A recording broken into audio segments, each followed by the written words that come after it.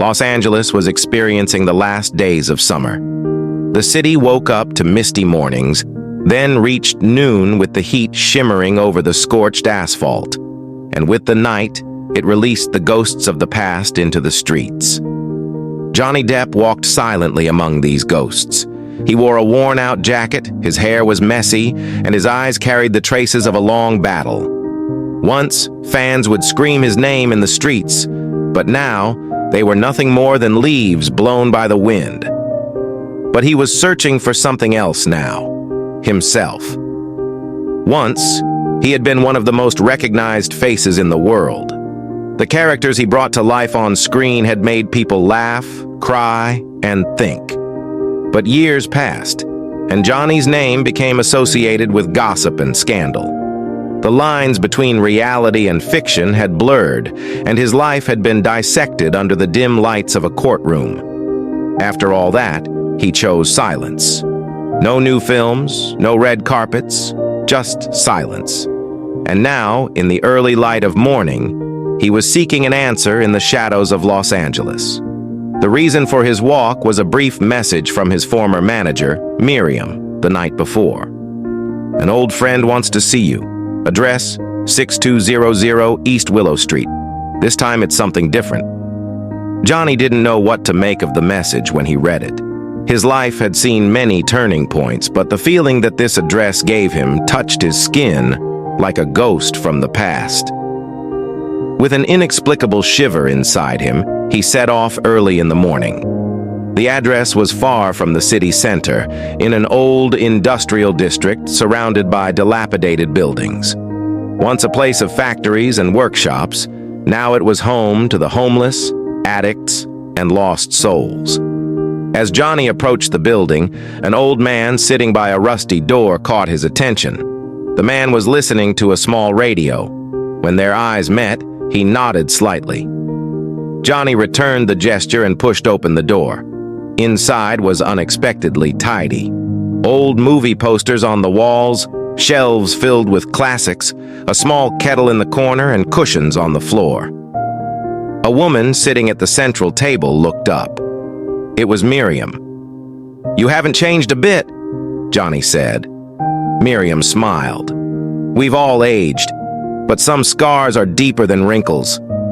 Johnny sat down. Before he could ask, Miriam began to speak.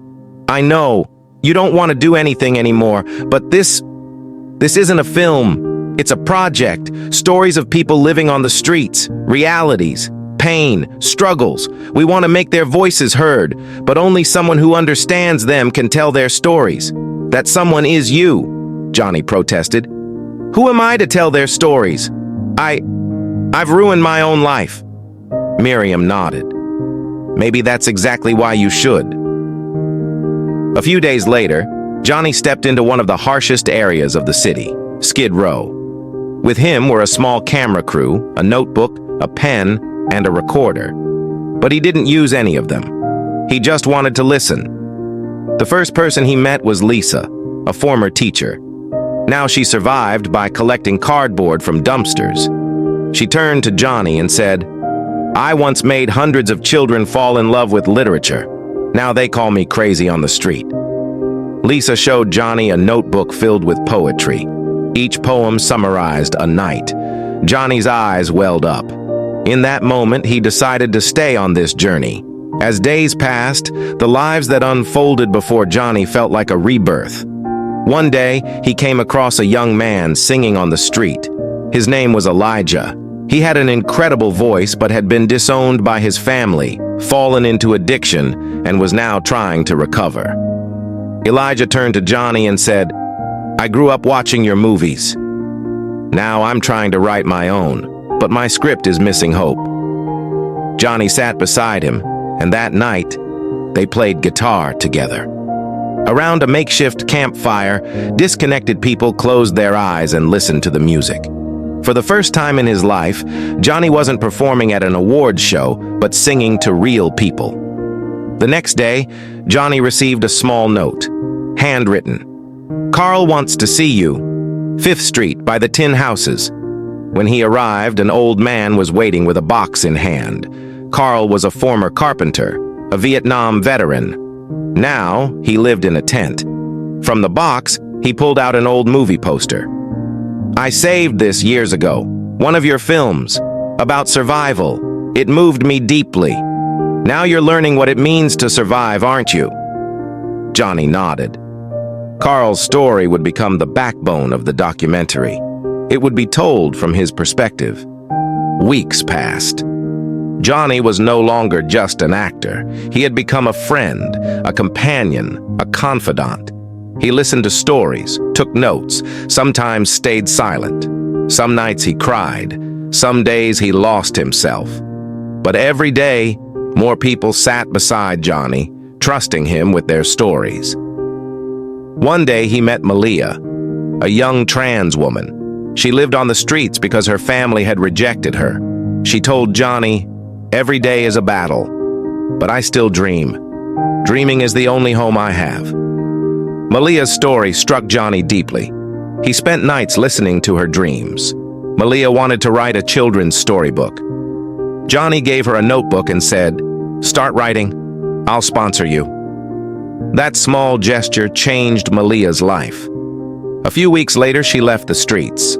A non-profit helped her get a job. When Johnny read the first story Malia wrote, he broke down in tears. When the documentary filming ended, Johnny was completely transformed. The man who once posed for cameras and walked red carpets was gone. In his place stood a storyteller who carried others' pain. Miriam said, "We could release this in theaters, make a fortune." But Johnny shook his head. "These are their stories. I didn't tell them for money. Upload it to YouTube. Let everyone watch, especially for free, because these people live invisible lives. They deserve to be seen." When the documentary was released, millions watched it. The comments poured in. People talked about Johnny's rebirth, but for him, that wasn't the point. He had found himself again.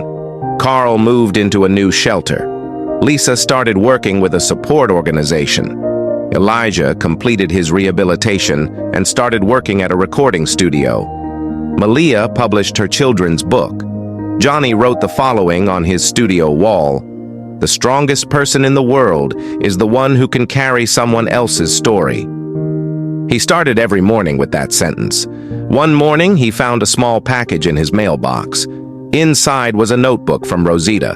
On the cover, handwritten, "You are our hero. Now it's your turn. Be the hope for the rest." Johnny held the notebook, his eyes welling up. He sat at his desk and began to write. But this time it wasn't a script. This time it was a book of life. Stories may not save the world, but they can change a person's heart. And that is enough.